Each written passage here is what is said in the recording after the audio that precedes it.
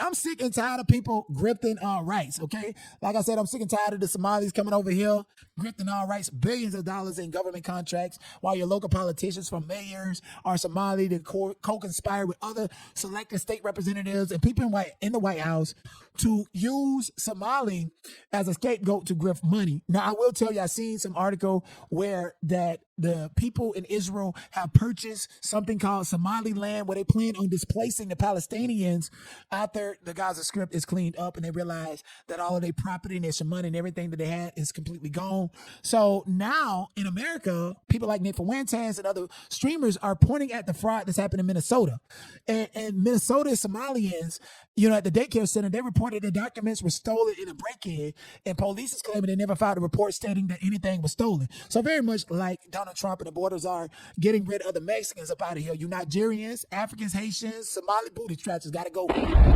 Yesterday morning, I was called by the owner because unfortunately someone came in to our daycare. We looked and saw what happened, and we saw that the suspect came in from the back, broke in from the back kitchen, and he also destroyed the wall to come in. As we walked around the daycare, we saw that our office doors was broken into as well. We saw that, unfortunately, there was important documentation, enrollment of the children, and also employee documentation that was gone. There were also checkbooks that were ripped from our check papers that went from our book. This is devastating news, and we don't know why this is targeting our Somali community, as one video made by a specific individual made this all happen. We've been receiving hateful messages through our voice notes threatening us for the past couple of days, including one that happened yesterday morning after the break-in. This is frightening and exhausting because this is happening to us Somali communities as Somali Americans. We are supposed to stand with each other and help each other through everything that's happening. This is also sad that a video can cause all of this.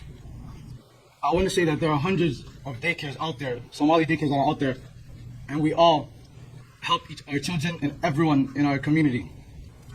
We have high quality daycares, and this is very sad news that one individual who made a false claim about fraud that is happening in the daycares. They pulled up the records, sir. They pulled up the government documents in the records is what they did. That's what that white boy Nick did. And for this white woman to be back there acting like she praised and worships somebody, it's giving a press up. Yes, indeed. They say white women are the largest majority in America. I wonder how much of that money that she's benefiting from. Yes, indeed, because you can't love no Somalis. That nigga take that hat off, that motherfucking head look like Roger from America guy. Yes, indeed. No more different. Get up out of here. Get on up out of here. What documentation was missing? Was it documentation about workers and all this other stuff? Okay, well, is your documentation in order? What fucking Somali daycare grift $30 million in 3-4 years? If something's going on with that money, the contracts and no address connected to them. If anything, they're going in there to figure out the kids that's supposed to be registered in the daycare that's not showing up, the fake kids and the missing kids and all this shit that we y'all gave the parents of Somali refugees and immigrants to take care of their kids, and their kids coming up missing. And y'all workers are the ones driving around in the vans and trafficking the kids. So it's a big, big issue going over there in Minnesota. And I do want to say there are good and bad in every race and religion. Somali women are some of the, listen, when I think about Somali women, I think about like fucking some of the most beautiful exotic women. Somali women are some of the most beautiful black women in the diaspora. Usually their head ain't as long and as shaped as the men. I don't even know why Somali women even sleep with the men, because they ugly as fuck. Literally, heads be shaped like Roger Guy and got the most shit to talk about. Black Americans. One thing Somalis do, like this motherfucker sitting here speaking, that then probably made $1 million off of the federal and the state from these goddamn fake ass daycare centers. He ain't wearing no jewelry. He look very basic. I bet you he go on exotic trips and launder that money back to Somali. And they say accordingly that, the Zionist people have purchased Somaliland and are using the people in daycares in Somalia to launder money through the Fed to grift more than the $3.8 billion that they get annually from the United States of America through a whole other community of people, and making the Somali people, by way and through immigration policies that is no longer existing, to pay for Somaliland where the Palestinians will be put. And the Palestinians being put into Somaliland, I definitely believe the Somali women is going to end up sleeping with them because their head is not as long and they ain't got to worry about their children coming out looking away. Somalis is the only race of women that I know that hope and pray for a daughter instead of a son. Literally, it's like, do you want an alien or do you want one of the most beautiful people? As in, the women are beautiful and the men are just disgusting. Heads, like, I don't know if y'all noticed that, okay? And another thing, it's not just the Somalis in Minnesota.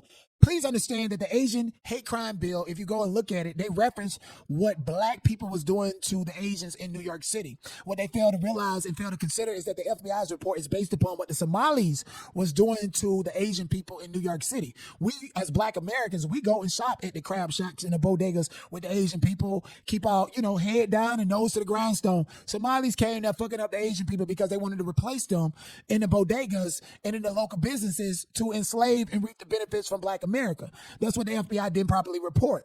But the White House took all of that into consideration and then delineate between Somalis and black American. Additionally to that, what about the Asian hate crime being taken on and being on the back of the LGBT community as well as white people? So all this far left ideology is fucking it up for black people. And unfortunately, most black people these days is far left without understanding the consequences and repercussion for their actions. Being far left means that you hoping and praying with your motherfucking rosary that Donald Trump ain't serious about cutting off that Section 8. You hoping and praying that it was just a practical joke for him to delay the food stamps.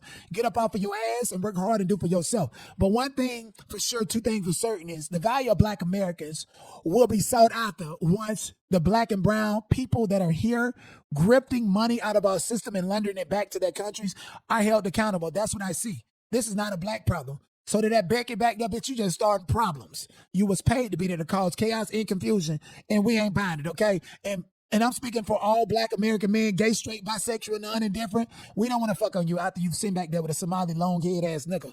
Let's be clear. Your best bet is to go to Skid Row and find a crackhead. Somebody like Eric Montez, a has been, was been, can sing the blues to you because you fucking around with this long-headed freak.